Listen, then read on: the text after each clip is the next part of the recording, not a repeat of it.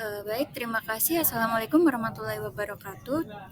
Di sini kami kelompok 9 akan mempresentasikan atau menjelaskan tentang accounting change and errors analysis. Sebelum itu, izinkan kelompok kami untuk memperkenalkan anggotanya terlebih dahulu. Dengan saya sendiri, Agustina Winanditya NPM Mahir 011, kemudian Jelita NPM 50, Istighfarin NPM 75, dan ada Alia NPM 63. Baik, yang pertama kita akan membahas analisis perubahan dan kesalahan akuntansi, di mana di sini tuh nanti ada 4 tujuan pembelajarannya, yaitu accounting change, kemudian change in accounting estimates, kemudian ada accounting errors dan error analysis.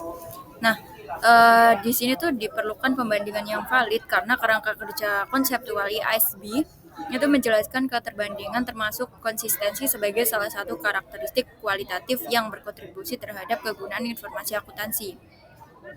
Tapi banyak perusahaan tuh merasa sulit untuk mempertahankan keterbandingannya dan konsistensi karena banyaknya perubahan dan kebijakan akuntansi yang diamanatkan oleh IASB.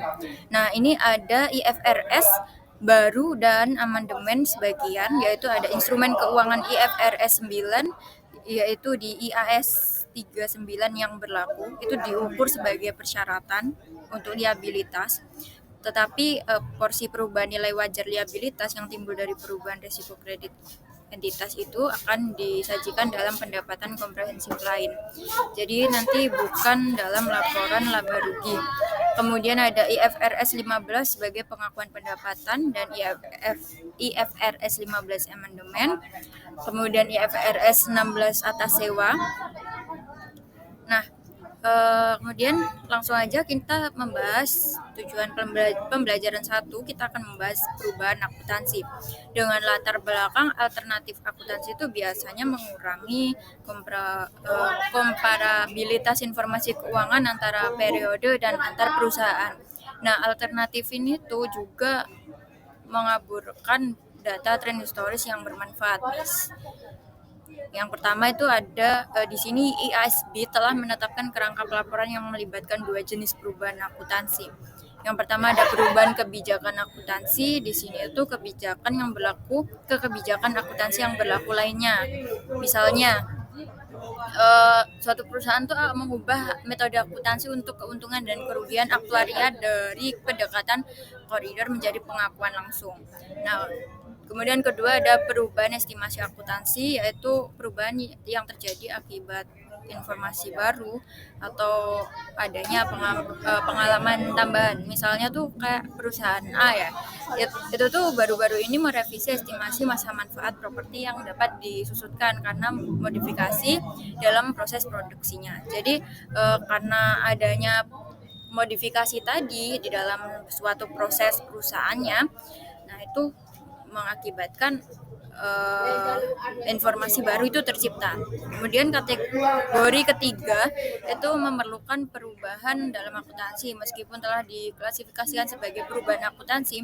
Itu yang ketiga tuh yang dimaksud adalah kesalahan dalam laporan keuangan.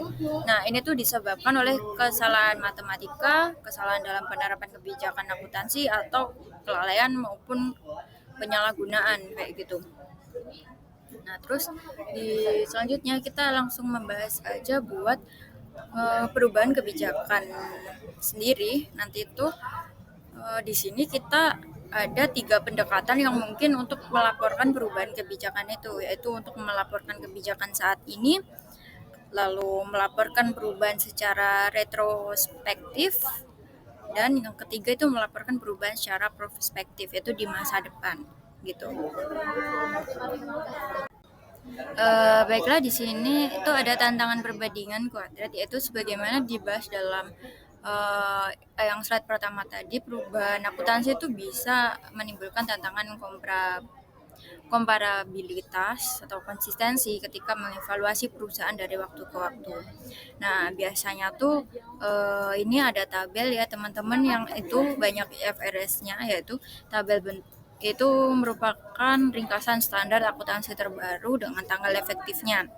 Ya, mulai 1 Januari 2019 ada IFRS 16, tentang sewa, kemudian 2019 1 Januari 2019 IAS 12 tentang pajak penghasilan, kemudian di situ ada definisi material, kerangka kerja konseptual, dan IFRS 17. Nah, lanjut aja kita langsung pada pendekatan perubahan akuntansi retrospektif. Nah, itu ada anggapan bahwa setelah perusahaan mengadopsi suatu kebijakan akuntansi, kebijakan itu tidak akan berubah. Jadi anggapan itu dapat dimengerti mengingat gagasan bahwa penggunaan kebijakan akuntansi yang konsisten itu meningkatkan kegunaan laporan keuangan. Nah, oleh karena itu, IASB itu mengizinkan perusahaan untuk mengubah kebijakan akuntansi jika yang pertama ada hal yang diwajibkan IFRS. Misalnya IFRS itu pada instrumen keuangan tunduk pada ketentuan yang berlaku akuntansi untuk perubahan kebijakan akuntansi, atau yang kedua menghasilkan laporan keuangan yang memberikan representasi yang lebih setia dan informasi relevan mengenai posisi keuangan, kinerja keuangan, arus kas perusahaan kayak gitu. Misalnya kayak perusahaan tuh mungkin memutuskan bahwa perubahan dari metode biaya rata-rata penilaian persediaan itu nanti diganti dengan FIFO. Jadi nanti akan memberikan informasi yang lebih akurat dan relevan mengenai persediaannya kayak gitu. Ketika perusahaan mengubah kebijakan akuntansi, perusahaan itu harus melaporkan perubahan tersebut menggunakan penerapan retrospektif secara umum. Nah, berikutnya ini yang harus dilakukan perusahaan. Yang pertama, menyesuaikan atau menyajikan kembali laporan keuangannya untuk setiap periode sebelumnya yang disajikan. Jadi, laporan keuangan untuk periode sebelumnya itu konsisten dengan kebijakan akuntansi yang terbaru. Jadi, misal kayak yang tahun-tahun sebelumnya itu kan pakai metode rata-rata nih, terus diganti ke metode FIFO. Nah, tahun-tahun sebelumnya itu semuanya diganti ke metode FIFO gitu. Yang kedua, disesuaikan jumlah catatan aset dan liabilitas pada awal tahun pertama yang disajikan. Akun-akun ini mencerminkan dampak kualitatif kumulatif dari perubahan kebijakan akuntansi baru pada periode-periode sebelum periode yang disajikan gitu.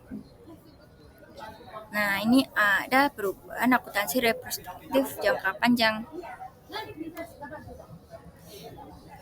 Ini buat tabel yang di bawah tulisan retrospective accounting change approach, itu ada metode pemulihan biaya untuk perusahaan Denson.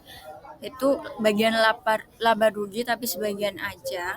Nah, ini tuh dijelaskan kayak gitu. Kemudian yang sebelah kanannya itu merupakan laporan laba rugi komprehensif untuk pemulihan biaya versus dengan metode persentase penyelesaian. Nah, untuk mencatat perubahan dari metode pemulihan biaya ke dalam metode persentase penyelesaian itu kita bisa analisis efeknya seperti ini nih, presentasi dari penyelesaiannya kayak yang sebelum tahun 2021 ini semua sudah tertera. Kemudian pada 2021 itu ada 20 ini juga tertera. Nah, kemudian untuk tahun di awalnya ini bisa dengan ditambahkan, maka ini merupakan total di awal tahun 2022. Kemudian total pada tahun 2022 adalah sekian. Nah, ini di bawahnya itu ada data untuk contoh perusahaan perspektif. Untuk entry dan pencatatan perubahan awal tahunnya itu ada konstruksi pada proses sebesar 220.000 dengan pada kewajiban pajak tangguhan dan pada laba ditahan masing-masing sebesar 88.000 dan 132.000 kayak gitu. Nah, untuk melaporkan perubahan kebijakan ini tuh persyaratan pengungkapan utamanya tuh ada sifat perubahan kebijakan akuntansi. Yang kedua, adanya alasan mengapa penerapan kebijakan akuntansi baru memberikan reputasi yang setia dan informasi yang lebih relevan. Nah, untuk periode berjalan dan periode sebelumnya yang disajikan sejauh dapat dilaksanakan, jumlah penyesuaiannya itu ada A untuk setiap pos laporan keuangan yang terpengaruh, kemudian laba per saham dasar dan lusinan. Dan yang keempat itu ada jumlah penyesuaian yang berkaitan dengan periode sebelum periode yang disajikan. Nah, ini jumlahnya tuh dapat dipraktikkan.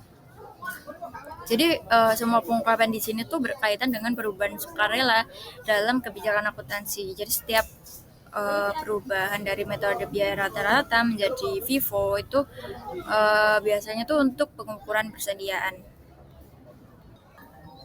Nah, kemudian di sebelah kiri sendiri teman-teman bisa lihat ada laporan laba rugi sebagian untuk Denson SA dengan pendapatan sebelum pajak penghasilan sebesar 200 ini dan sekian. Kemudian ada di sebelah kanannya itu ada penyesuaian yang tercatat itu sebesar yang tadi didapat dari poin A 180 dan bawahnya itu 72.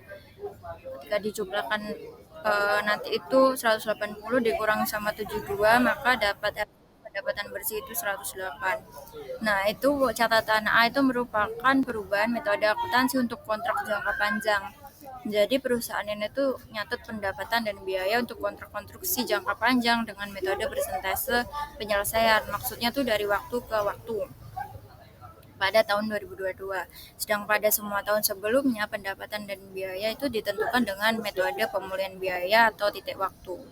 Metode akuntansi baru untuk kontrak jangka panjang itu diadopsi untuk mengakui kayak justifikasi perubahan kebijakan akuntansi dan laporan keuangan tahun-tahun sebelumnya itu telah disajikan kembali untuk menerapkan metode baru secara retrospektif.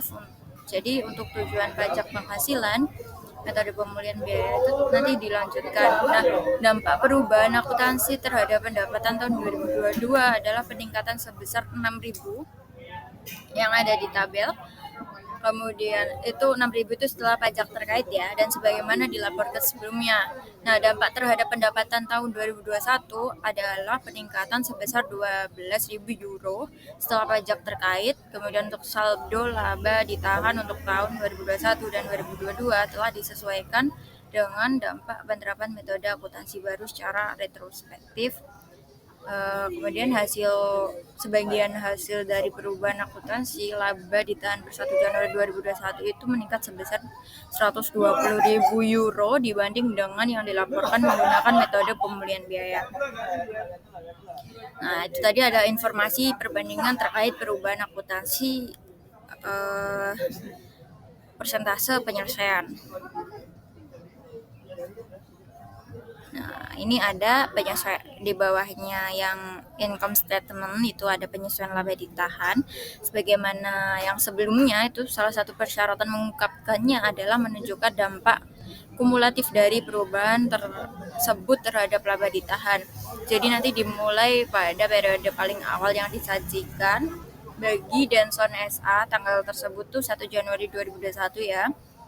Nah, Denson itu mengungkapkan informasi tersebut melalui deskriptif naratif dengan catatan 2.3 di sini.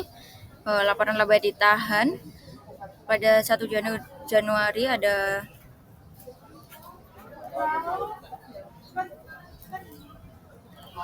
1.696, kemudian untuk laba bersihnya 96 itu di tahun 2022. Maka untuk laba ditahan 31 Desembernya itu ada 1.810, kemudian sekian.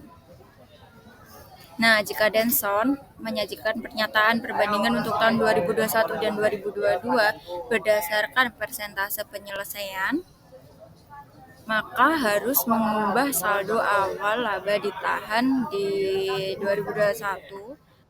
Perbedaan antara saldo awal ditahan berdasarkan pemulihan biaya dan persentase penyelesaian ini nanti dihitung sebagai berikut. Di bawahnya ini teman-teman bisa lihat untuk laba ditahan 1 Januari 2022 untuk persentase penyelesaian itu ada 1.720.000, sedangkan untuk biaya pemulihan biaya itu ada 1.600.000, maka untuk selisih efektif kumulatifnya itu 120.000 euro. Nah, selisihnya itu nanti menunjukkan perbandingan laporan laba ditahan untuk 2021 dan 2022 sehingga memberi efek terhadap perubahan kebijakan akuntansi ke persentase penyelesaian. Nah, itu dilihat di retained earnings yang sebelah kanan teman-teman, dengan laba ditahan 31 Desember pada 2022 1.948.000. Nah, oke.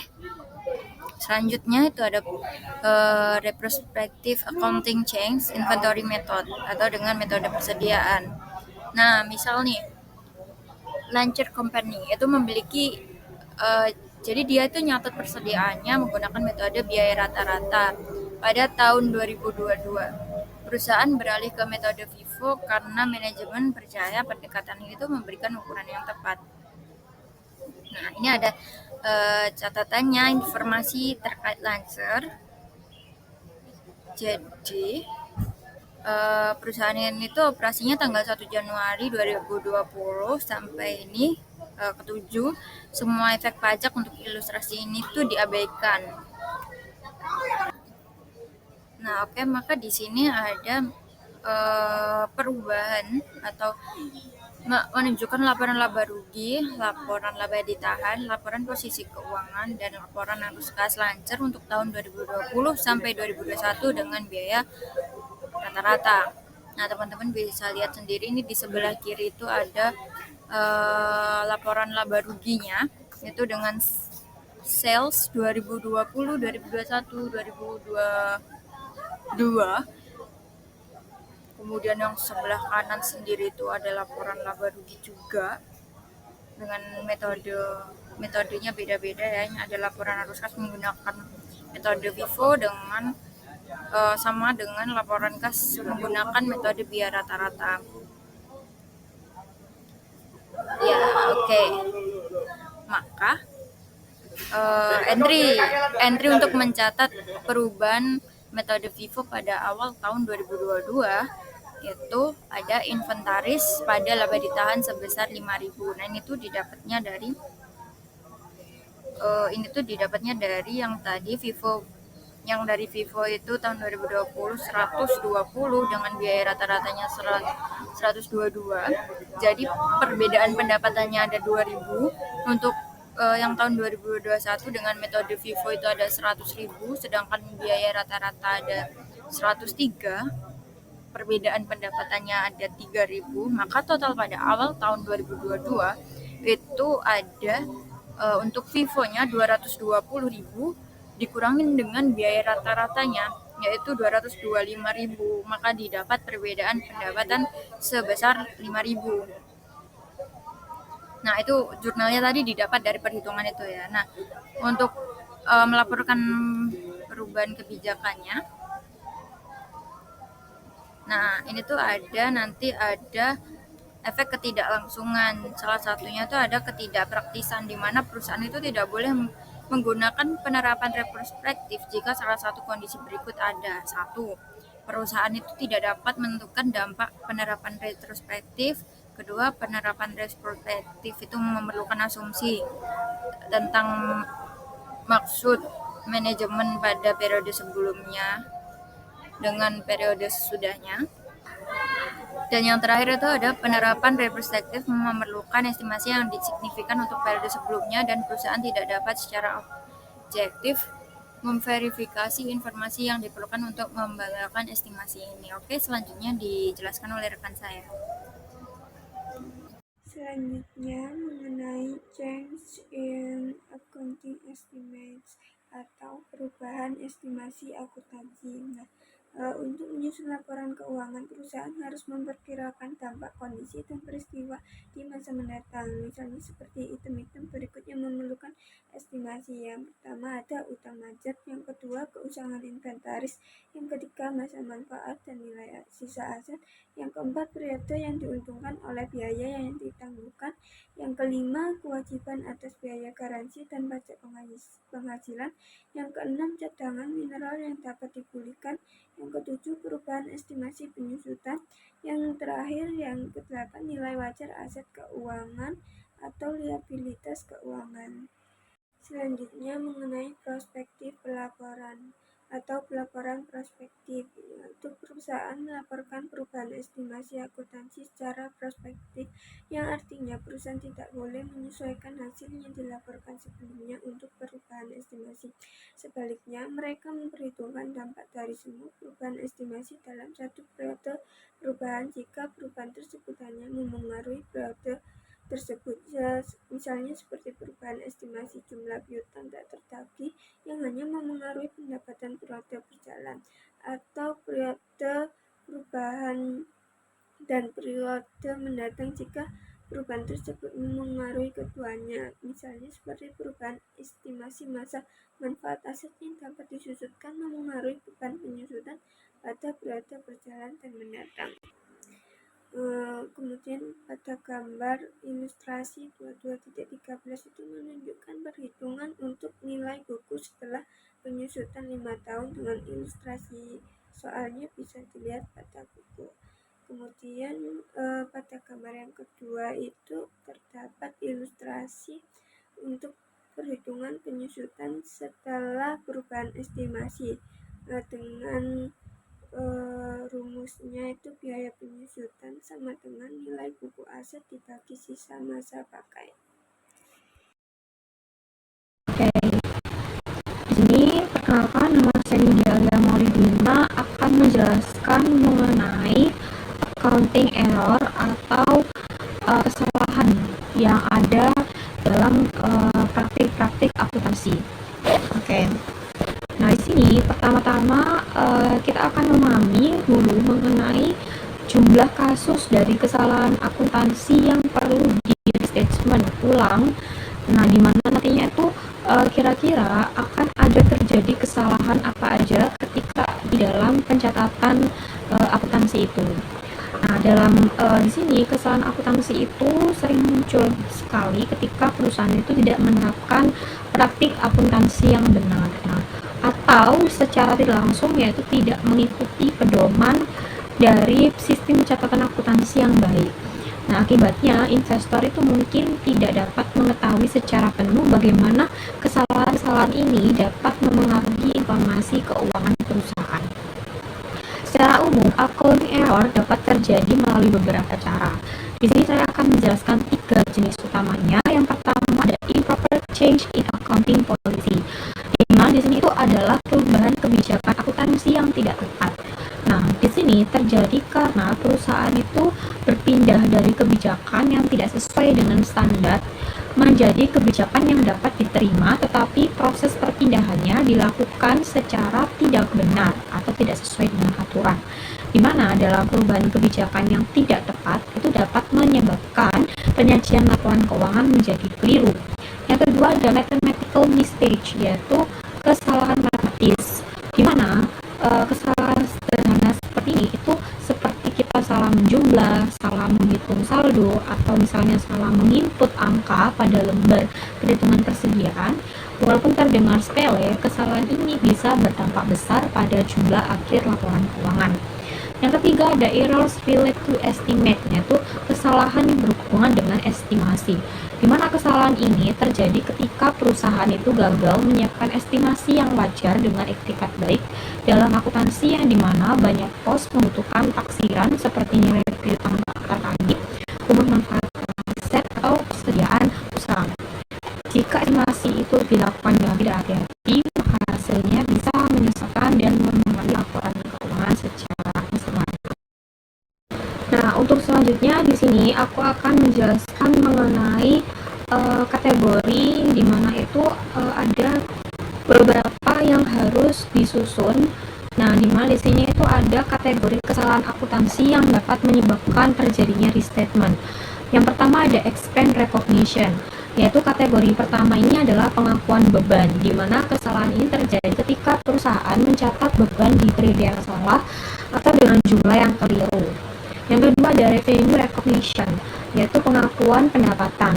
Nah, di mana kesalahan ini itu dia mencakup pada pengakuan pendapatan yang tidak tepat. Misalnya pendapatan dicatat terlalu cepat, pendapatan yang belum terrealisasi tetap diakui, atau adanya pencatatan yang menyesatkan. Yang ketiga ada misclassification, yaitu salah pengklasifikasian. di mana kesalahan ini terjadi ketika akun-akun penting ditempatkan pada kategori yang nggak sesuai, baik dari neraca, laporan laba rugi maupun arus kas. Yang keempat ada equity order. Nah, di mana di sini kesalahan pada akun ekuitas seperti perhitungan FPS, saham terbatas, luaran, dan instrumen ekuitas lainnya yang terjadi kesalahan dan bisa menyebabkan ekuitas itu tidak mencerminkan kondisi yang sebenarnya. Yang kelima ada reserve contingencies, yaitu kesalahan yang terjadi pada akun cadangan dan kontingensi seperti piutang tak tertagih, cadangan persediaan atau estimasi kewajiban pajak. Yang keenam adalah long life asset, yaitu kesalahan terkait dengan aset jangka panjang seperti pabrik, peralatan maupun goodwill. Yang ketujuh adalah tax, pajak. Nah, perhitungan pajak ini seperti adanya koreksi cadangan pajak, pelaporan pajak yang tidak tepat, atau kesalahan dalam pencatatan kewajiban pajak. Yang ke-8 ada equity other comprehensive income, yaitu transaksi pendapatan komprehensif lainnya seperti selisih kurs, penilaian uang aset, atau keuntungan dan kerugian yang belum terrealisasi. Yang ke-9 ada inventory atau persediaan, di mana penilaian persediaan ini mencatat perhitungan kuantitas hingga penentuan harga pokok penjualan yang tidak tepat. Dan yang ke-10 ada equity share option. Di sini ada hubungannya dengan ketidakakuratan dalam pencatatan opsi saham karyawan, seperti ada penentuan nilai wajar atau waktu pengakuan kompensasi berbasis saham. Yang ke-11 itu adalah others. Others ini mencakup kesalahan yang tidak masuk ke kategori sebelumnya, termasuk dengan kategori yang berkaitan dengan akuisisi atau merger dan transaksi kompleks lainnya. Oke, untuk di sini itu ada example of error correction. Nah, dimana di sini itu ada salah satu contoh dari pencatatan kesalahan dalam kesalahan notasi itu kita bisa membuat namanya itu adalah example of error correction. Dimana di sini ada income statement dari PT Selektro. Nah, tahun 2022, lebih tepatnya yaitu di akhir Desember 31 2022. Nah, di sini itu ada laporan mengenai laporan keuangan error correction comparison. Nah, jadi kita bahas dulu mengenai income statement Selektro. Nah, di sini ada income before depreciation expense-nya itu ada without error and with error. Nah, di mana di sini ada dua angka. Nah, yang pertama itu yang sistem angka yang sudah benar, dan sedangkan yang di sebelah kanan itu ada angka yang memang dimasukkan dengan salah. Nah, sehingga di sini ada dua perbandingan. Kita pencatatan di sini ada income before depreciation expense without error. Nah, yang benar itu 100.000. Nah, sedangkan waktu di pencatatan kesalahan akuntansi yang with error itu 100.000. Oke. Yang kedua ada depreciation expense. Depreciation expense di sini sebenarnya seharusnya dicatat 20.000, tetapi di laporan yang salah itu dinolkan. Sehingga seharusnya income before income tax-nya itu totalnya 80.000, tetapi di pencatatan yang salah itu 100.000. Kemudian current itu adalah 32.000. Nah, kemudian deferred-nya adalah 32.000. Nah, 32.000 dari nilai current, nah 32.000. Kemudian di sini ada 8.000, dan kemudian di with error itu sistem pencatatan yang salahnya itu 40.000. Jadinya net income-nya itu yang benar adalah 48.000. Jadi 80.000 dikurangi dari 32.000 hasilnya 48.000. Nah, sedangkan di pencatatan yang salah itu 60.000. Nah, ini itu ada perbandingan bahwa yang seharusnya angkanya segini, kenapa dicatat seperti ini. Kemudian error correction comparison. Di sini ada perbandingan di mana ada error juga. Nah, di sini entries company should have, nah without error and with error juga ada perbandingan lagi. Kalau yang without error itu depreciation expense-nya diketahui 20.000. Sedangkan di entries company did make yang with error itu no entry made for depreciation. Nah, di sini ada perbandingan. Nah, kemudian yang accumulated depreciation buildings-nya itu 20.000, tetapi di perusahaan yang mencatat dengan kesalahan itu ada accumulated depreciation building. Kemudian income tax expense-nya itu 32.000, sedangkan di pencatatan perusahaan yang salah itu income tax expense 40.000. Nah, tapi di sini udah jauh ya, selisihnya dari 32.000 ke 40.000. Kemudian ada income tax payable-nya itu 32.000 di sistem perusahaan yang benar, sedangkan yang salah di tax liability-nya 8.000. Sehingga income tax payable-nya 32.000. Nah, kesalahannya adalah dari income tax expense seharusnya 32.000, jadi bukan dicatat 40.000. Kemudian di sini error entries, yaitu yang mengindikasikan 20.000 omission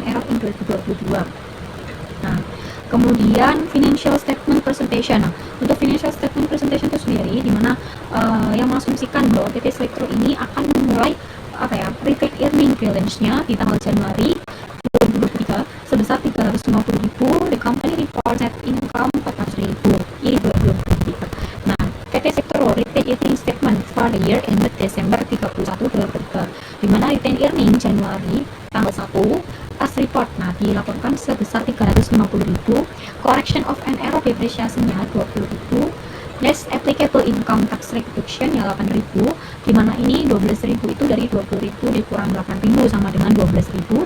Retained earning Januari tanggal 1 penyesuaiannya 338.000 dari 350.000. Retained earning awal tanggal 1 dikurangkan dengan less applicable income tax reduction-nya 12.000 dari selisih antara depreciation dikurangkan dengan less applicable income tax reduction-nya kan 12.000. Jadi retained earning Januari 1 adalah 338.000. Ditambahkan dengan net income-nya 400.000 sehingga retained earning-nya tanggal 31 Desember adalah 738.000. Kemudian next di sini ada comparative statement. Nah, comparative statement ini di sini adalah lebih ke pernyataan ya, lebih comparative statement ini di mana accumulated buildings-nya diketahui 20.000 increase, deferred tax liability-nya 8.000 decrease menurun, retained earning ending balance-nya 12.000, the income statement depreciation expense 20.000 increase, income tax expense 8.000 decrease, dan net income 12.000 decrease. Sehingga in the retained earning statement maka retained earning di akhirnya itu sama dengan 12.000 decrease dari total semuanya dari nilai net income itu. Selanjutnya yaitu error analisis atau analisis kesalahan. Nah, perusahaan itu umumnya tidak mengoreksi kesalahan yang tidak berdampak signifikan terhadap penyajian laporan keuangan. Mendefinisikan materialitas itu sangat sulit dan manajer serta auditor itu harus menggunakan pengalaman dan pertimbangan untuk menentukan apakah penyesuaian itu diperlukan untuk suatu kesalahan tertentu. Nah, di sini pada buku ini tuh berasumsi bahwa semua kesalahan yang dibahas dalam bagian ini tuh material dan memerlukan penyesuaian. Nah, perusahaan itu harus menjawab 3 pertanyaan dalam analisis kesalahan.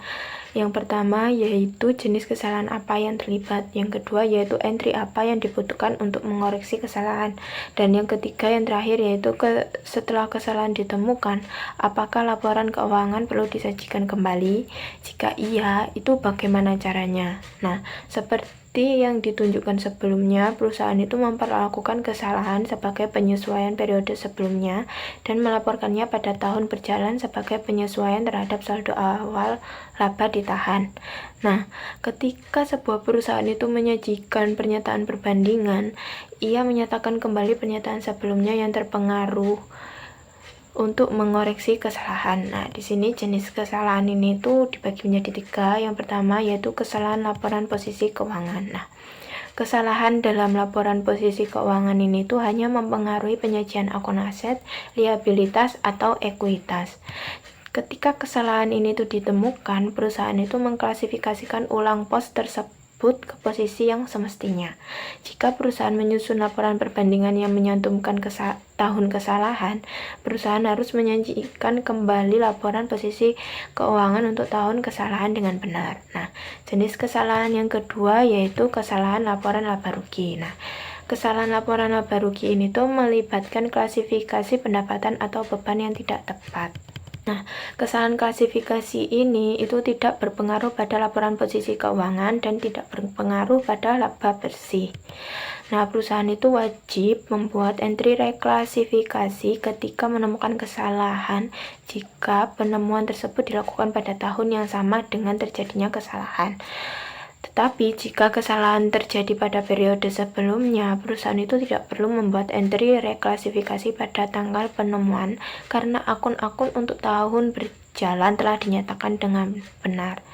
Nah, jika perusahaan menyusun laporan perbandingan yang menyertakan tahun kesalahan, perusahaan itu harus menyajikan kembali laporan laba rugi untuk tahun kesalahan tersebut. Nah, jenis kesalahan yang ketiga yaitu kesalahan laporan posisi keuangan dan laporan laba rugi.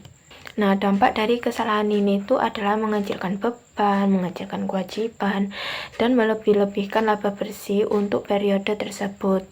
Nah, jenis kesalahan ini tuh mempengaruhi laporan posisi keuangan dan laporan laba rugi. Nah, buku ini tuh mengklasifikasikan jenis kesalahan ini tuh dalam salah satu dari dua cara, yaitu penyeimbang dan non penyeimbang. Nah, kesalahan penyeimbang adalah kesalahan yang akan diimbangi atau diperbaiki selama 2 periode. Nah, sebagian besar kesalahan dalam akuntansi yang mempengaruhi laporan posisi keuangan dan laporan laba rugi adalah kesalahan penyeimbang. Sedangkan kesalahan non penyeimbang itu adalah kesalahan yang tidak dikompensasikan pada periode akuntansi berikutnya. Nah, kesalahan non penyeimbang adalah kesalahan yang membutuhkan waktu lebih dari 2 periode untuk dikoreksi. Selanjutnya saya akan menjelaskan mengenai jenis-jenis kesalahan penyeimbang yang umum terjadi. Nah, yang pertama yaitu tentukan apakah perusahaan telah menutup pembukuan untuk periode di mana kesalahan ditemukan. Nah, yang pertama, jika perusahaan telah menutup pembukuan pada tahun berjalan, yang dilakukan adalah jika kesalahan sudah diimbangi, itu tidak perlu di-entry. Yang kedua, jika kesalahan belum diimbangi, buatlah entry untuk penyesuaian saldo laba ditahan saat ini. Kemudian yang kedua yaitu jika perusahaan belum menutup pembukuan pada tahun berjalan. Nah, jika kesalahan tersebut sudah diimbangi, buatlah entry untuk mengoreksi kesalahan tersebut pada periode berjalan dan untuk menyesuaikan saldo awal laba ditahan. Tetapi jika kesalahan belum diimbangi, buatlah entry untuk menyesuaikan saldo awal dari laba ditahan. Nah, kedua, jika perusahaan menyajikan laporan perbandingan, perusahaan itu harus menyajikan kembali jumlah tersebut untuk tujuan perbandingan. Penyajian kembali itu diperlukan meskipun entry jurnal koreksi tidak diperlukan. Selanjutnya yaitu kesalahan non penyeimbang. Nah, entry untuk kesalahan ini tuh lebih kompleks daripada kesalahan yang sebelumnya. Nah, perusahaan itu harus membuat entry koreksi meskipun pembukuannya itu sudah ditutup. Sekian presentasi dari kelompok kami. Wassalamualaikum warahmatullahi wabarakatuh.